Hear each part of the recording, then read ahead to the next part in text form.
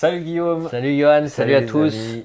On espère que vous allez bien aujourd'hui. Nouveau thème de ce nouvel épisode de Cause Toujours qui va traiter de La commercialisation d'un tour de magie. la commercialisation, donc depuis l'idée Ouais, jusqu'à peut-être les étapes clés jusqu'à la oui, voilà, commercialisation. depuis l'idée, La production. la décision de le vendre.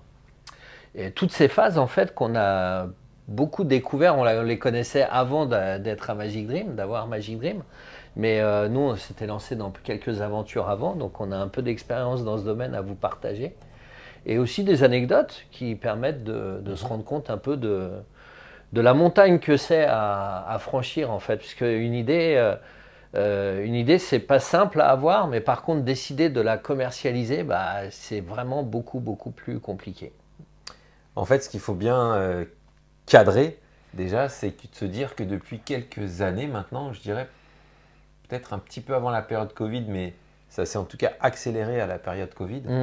Je trouve, Guillaume, que l'envie de commercialiser un tour de magie, ça s'est vraiment accentué. Oui. C'est-à-dire que de plus en plus de magiciens, de créateurs, qui soient d'ailleurs pas forcément magiciens professionnels, on a beaucoup aussi de magiciens qui peuvent juste avoir une idée, Oui, des et passionnés, qui peuvent tout à avoir fait. l'idée de se dire ah bah tiens, et pourquoi pas, et pourquoi je ne mettrais pas mon nom sur ça. Je trouve que ça s'est un petit peu accéléré. Alors ça a du bon, ça a du moins bon aussi. Oui, C'est-à-dire que du coup, on sait que le marché est aussi régi par toutes ces nouveautés qui sortent continuellement, on va dire. on peut peut-être se dire qu'il y a de plus en plus de gens qui pratiquent aussi C'est vrai. à titre amateur, et donc ça, on peut que s'en réjouir. Après, il y a quand même tout un historique, hein. Moi, c'est l'amoureux des livres qui parle, etc. Et souvent, en magie, des fois, on a une idée et puis on s'aperçoit que l'idée, elle avait déjà été eue par quelqu'un d'autre. Et donc, il faut prendre ça avec beaucoup d'humilité. C'est souvent bon signe, en fait. Il ne faut pas se décourager et se dire « Ah bah non, quelqu'un d'autre y a pensé ». C'est pas parce que quelqu'un y a déjà pensé que le chemin que vous prenez n'est pas bon. Il faut prendre ça plutôt comme quelque chose de positif et qu'à un moment, à force de creuser et de chercher, vous trouverez votre propre idée sur quelque Et chose. ça, c'est aussi valable. Là, on est devant un beau mur de cartes. C'est aussi valable, on dit commercialisation d'un tour de magie, mais on va dire d'un produit, quel qu'il soit, et notamment dans le design de jeux de cartes. Ouais. Je sais que depuis les Kickstarter, etc., notamment même US Playing Card Company, a vraiment ouvert les vannes, entre guillemets, de la possibilité de personnaliser. Je veux dire, avant, je prends, allez, on va dire, il y a 8 ans peut-être, ou 10 ans. 10 allez, ans 10 plutôt, ouais. 10, 11 ans Il n'y en avait max. pas tant que ça. C'était assez Voilà. restreint comme. Donc c'était assez restreint, l'idée de se dire, allez, je me lance et on va partir sur un tirage de temps, etc. Donc il y a des choses qui ont créé justement ce phénomène de pouvoir se dire, allez, tiens, moi je veux designer un jeu de cartes sur telle thématique et le commercialiser, ou je veux sortir tel tour de magie et le commercialiser. Ouais. Donc tu soulignais, Guillaume, qu'une idée, c'était important. Effectivement, c'est peut-être même la base. C'est le point de départ. Mais qu'il y avait d'autres difficultés que le Après, créateur allait rencontrer. avant de parler de tout ce qui en découle, je pense qu'il faut dire aussi que si on veut que l'idée fonctionne, il faut qu'à la base, il y ait quelque chose, il y ait une passion, il y a un intérêt autre que la commercialisation. Déjà parce qu'on ne devient pas riche non plus avec juste une idée. Oui, bien sûr.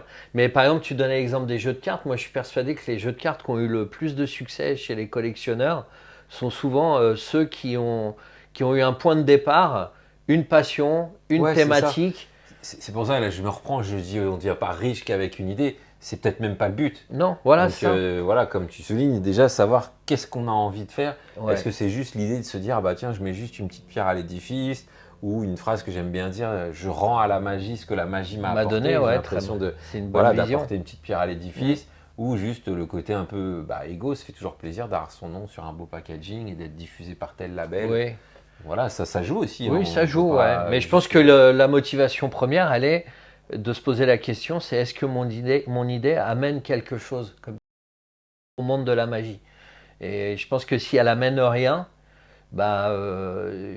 c'est peut-être pas nécessaire de la lancer, ou peut-être la lancer mais différemment, sous forme d'un download ou d'une production. Où s'arrête le côté, c'est juste une subtilité que j'apporte. Voilà. Est-ce que c'est vraiment un tour? Est-ce qu'il y a quelque chose de nouveau? Ça, on a quand même des outils notamment. Bien sûr. Il y a des outils pour vérifier, il y a aussi le brainstorming, aussi le fait d'accepter de parler de son idée Ouais. au risque, entre guillemets, de pouvoir la perdre, divulguer trop rapidement et éventuellement de se la faire piquer. On va parler de tout ça, en tout cas, Voilà, c'est un sujet exactement. qui est très très vaste.